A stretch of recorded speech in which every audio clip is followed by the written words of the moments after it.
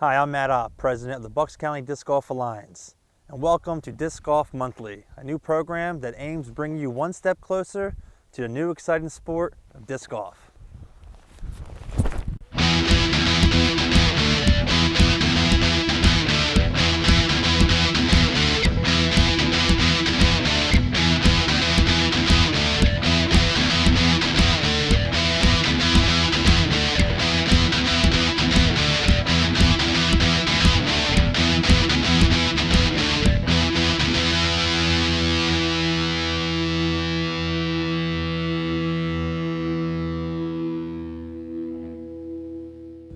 Today we're at Tinicum Disc Golf Park, and it's located in Rowena Township in Bucks County. There's a tournament going on today, so we figured that we'd bring our crew up here, hopefully get some good footage of some guys playing disc golf to show you at home what it's all about. But we also want to explain to the game a little bit so you have a better understanding of what you're actually seeing. The objective of disc golf is much like regular ball golf. Meaning that you have 18-hole course, and the object is to go through the course in as fewest amount of strokes as possible, just like in regular ball golf. But in disc golf, you don't have strokes, you have throws. So the less throws, the better. Just like you would have in ball golf, you have a player walking around with a disc golf club bag filled with clubs. Disc golfers are no different. They have a bag as well. Here's an example, filled with discs. Frisbees, most people call them. Some bags have anywhere between a dozen to 15, 16, 17, or so discs. To the average person, you may think that's kind of silly.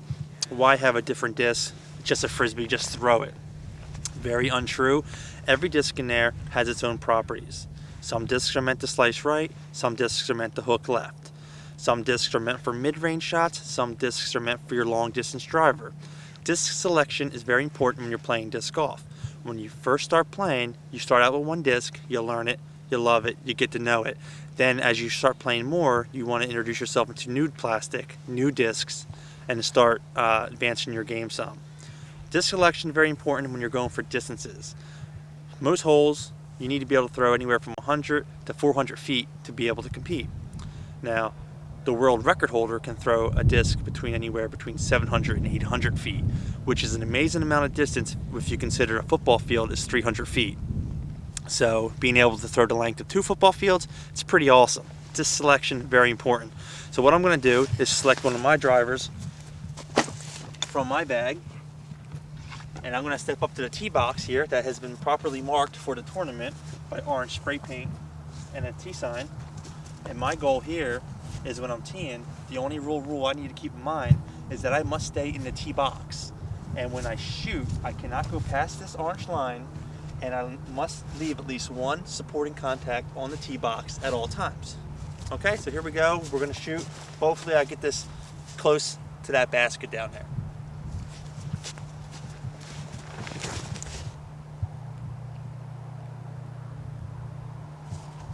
Okay, so now I'm walking up to where I threw my Frisbee, my disc, and what I want to do is I'm going to mark my lie with a mini marker, okay? The mini marker goes directly in front of my disc in line with the basket, my target. Then I can remove the disc I drove with and make another selection. Now, since I'm so close, I'm going to select a putter.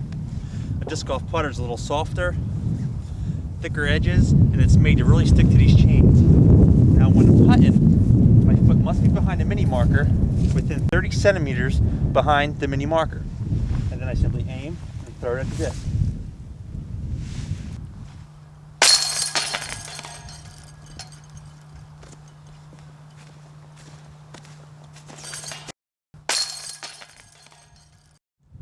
Okay, here we are up at hole 10 at Tinicum Park. And this hole is really nice because we have our own tee pad, which is laid out nice and small gravel, which is good for your grip shin. There's orange markers up the front here to know how far I can go, so that's really nice. It also has a convenient tee sign. A lot of courses now include tee signs. This one's a little weather beaten, but it still serves a purpose. It'll kind of point to you where some of the major trees are. It'll tell you how many feet for each position. A lot of the holes have up to 3 different pin positions that the basket could be in. The short position is 300 feet, and then the second is 310, and then it looks like the longest is 361 feet away.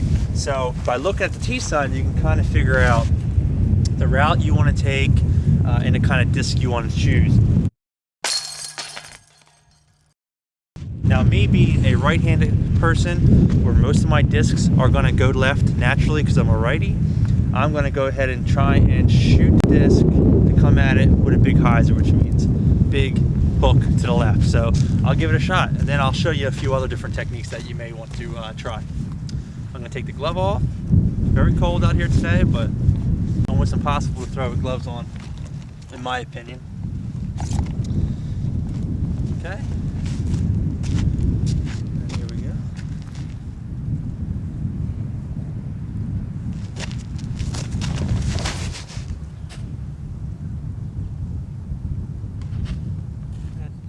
Another technique that some people like to use is rolling the disc. Rolling the disc, basically people do this when they feel like there's not enough room in the air, too many trees, too many branches, whatever. Rollers feel that they'd rather traverse the course, the hole on the ground, than they would through the air. So I'm going to throw a roller, and basically I'm just going to throw like a regular disc motion. However, I want to slam the disc on the ground at about a 75-degree angle, so it hits hard and straightens out. Let me show you. Takes a little practice, but you get them down.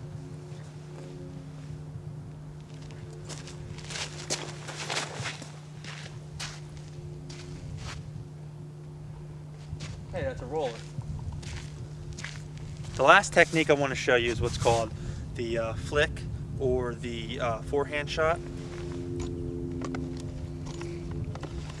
Basically, you take your disc, okay? Put 1 or 2 fingers on the bottom like this, okay? And when you shoot it, instead of your regular backhand shot, which is your normal throw, you're going to throw it with the forehand shot, just like in tennis. This is your forehand, this is your backhand. In disc golf, this is your forehand. And what happens when you throw your disc with the forehand, it's going to put an opposite spin on it. So if you're right-handed and your natural disc goes left, if I throw it with the forehand, my natural turn will be to the right.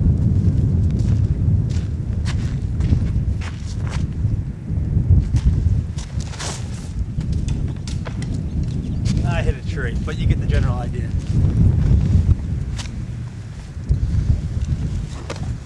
Okay, let's go see how we did.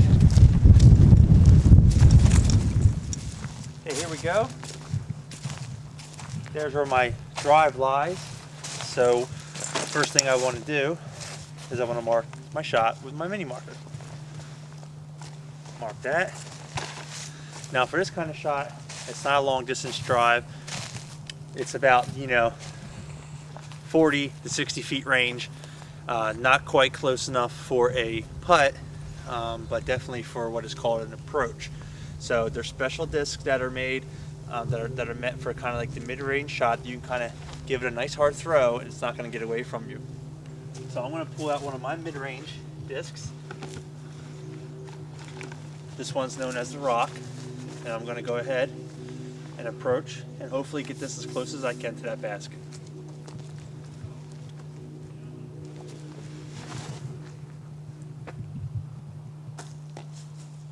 Okay, now we're walking up to where my approach lies, and it's the final step of finishing the hole. In order to complete the hole, we must put the disc in the basket. That completes your hole. So, just like every other shot, I come up and I want to mark my lie with my mini marker. Again, mini markers where your foot must stay behind when making your shot. And I'm going to go ahead and I'm going to put this in. What I'm showing you right now is a basic putt.